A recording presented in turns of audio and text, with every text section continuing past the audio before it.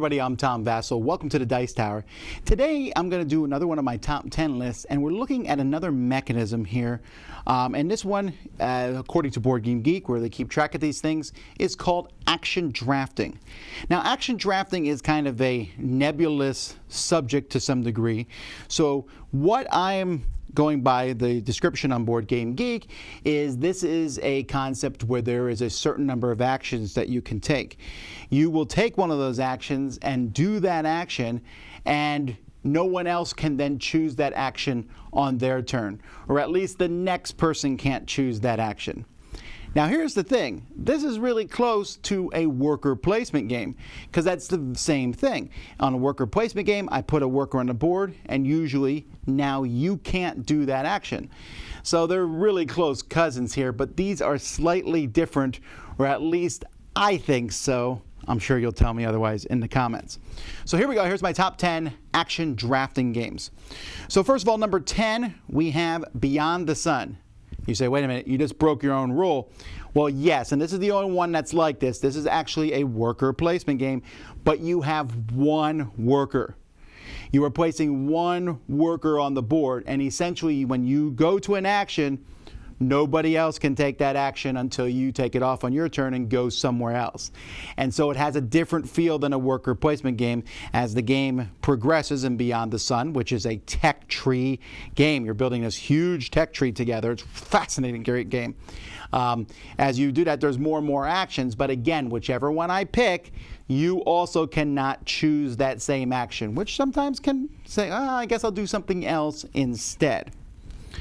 Number 9 is Cave vs. Cave, or Caverna, Cave vs. Cave. This is the two-player version of Caverna.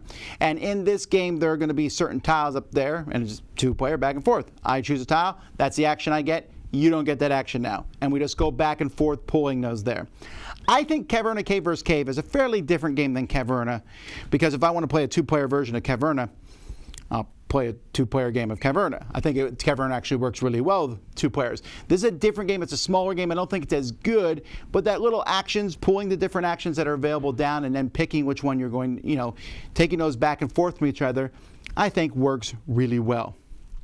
Number 8 is New Frontiers. So here we jump a little bit into spoiler territories. New Frontiers is the board game version of Race for the Galaxy. It's kind of like half Race for the Galaxy, half Puerto Rico, and in this game you are picking an action. Then other people can do the same action as you, but you get the bonus for picking it. And then the next player is going to have to pick a different action than you did.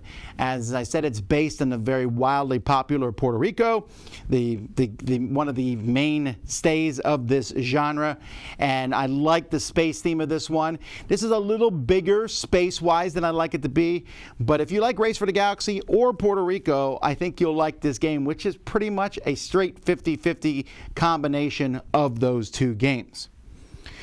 Number 7 is Rising Sun. So Rising Sun's kind of an interesting game in which there's going to be actions on these little tiles, and you'll pick that action, and your partner, if you've made an alliance with somebody, is going to be intrigued as to what action you pick because you're allowing them there kind of in on that. But not every action's available at any given point, so that makes this different than the other ones. You're kind of going with the actions that you can see and take, and then there's one of the actions is betray the other person in your alliance. I like this concept a lot. I think it's fun, makes turn order important, and it makes these alliances in the game pretty critical. So number 7, Rising Sun. Number 6 is Twilight Imperium 4th edition. Or 3rd edition. 3rd edition was the big one. In fact, in the notes for Twilight Imperium 3rd edition, Christian Peterson said that part of the game was inspired by Puerto Rico because, again, there are 8 different actions, and you will pick one of those, and then on a future turn, you will use that action. Now, that action gave other people a secondary action that they could do, but deciding whether to take an action, I want the technology action, I want this action, is a really critical part, and it's hard to imagine Twilight Imperium without it. And if you want to see what it is without it, go back to Twilight Imperium 2. But I think there's a clear jump in quality between the 2nd and then the 3rd and 4th editions, and a lot of it has to do with this action drafting that is in that game. Where are we at now? That was Twilight Imperium. Number 5 is Empires of the Void, another space game from Ryan Lockett. And this is Empires of the Void 2nd edition. And this is a game I think that's kind of underrated in many ways. Again, you pick an action and other people can follow that action and do that same action, or they can spend something to do a different action, which is trickier. And so there's like one big worker that you're moving around to delineate the action that's being done. The more I think about Empires of the Void 2nd edition, the more I want to go back and play it, and I'm kind of surprised more people aren't as big of a fan of this game, because Ryan Lockett's stuff is phenomenal, good, and this is, I think, a really good idea of what action am I going to take at any given point in time. Number 4 is Citadels. Really? Citadels? Yeah, because this is exactly how Citadels works. In Citadels, there's 8 roll cards, and one person gets all of them except one. They're going to pick one, pass it, each person takes one, and then you start playing the rolls. Whoever is the first roll, the assassin, kills another one, the second one, the thief, steals from someone. Each action is different, and you're picking, you get the hand, here's the actions you're going to pick from, you pick one of those actions and pass it on. A classic game. This one I did not even think about until I read it on a list somewhere as fitting in this genre, but it really does. It has an action drafting, and you're literally drafting them from the cards that you get. Number 3 is San Juan. San Juan is the card game version of Puerto Rico.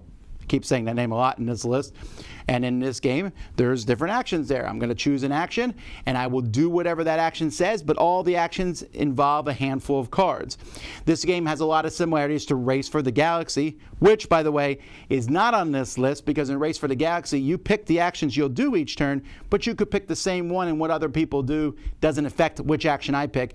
In San Juan, it does. If I pick a specific action, you can take that same action on that particular turn, but you cannot pick the same thing then on your turn until all the actions reset, which is why San Juan makes the list. A very solid game. They came out with a nice 2nd edition a few years ago. Number 2 is El Grande. El Grande has 5 actions out there, and you are playing numbered cards so that you can get the action that you want. Now, 4 of those actions are going to change every round. The 5th one's always the same. But after a while, you kind of figure out what the actions are going to be, and I'm sitting there saying, that's the action I want. This one comes close to not necessarily being drafting, but if you play your cards correctly, I have a card, and this is the card I want to play because this time I'm taking the action first. Although if I don't take my action first and play a lower card, I might get more cubes that I can stick out on the board later on. It's a nice back and forth. This is a classic game that everybody should give a try. And number 1, well, this is not going to be really surprised, is Puerto Rico. Because I've already mentioned it, it influenced this genre. This whole genre is based on Puerto Rico. The idea of having several actions, you pick one, you take that action, everyone else can copy you, but you get an extra bonus for being the person who picked that action, and then the next player must pick a different action. And so I might be the person who wants to build a building, but you pick that action. I can still build a building, I don't get the bonus, and I feel a little bit like, you took the action I wanted. This game is an older game at this point in time. It's 20 years old, and yet it still holds pretty firm mechanically wise. The mechanisms in this game are so smooth, and it takes this action drafting thing to really a level that other games copy, as we might see with Twilight Imperium and other things. So I think this one was just an easy pick for me for number 1 on this list. As I said, this list is not as big as I thought. You might have some ideas. Mention them below in the comments, because worker placement does something similar, although I like this concept and I like to see more of it possibly done in the future. Anyway, that's my top 10 list. I'm Tom Vasel. You've been watching The Dice Tower. We'll see you next time.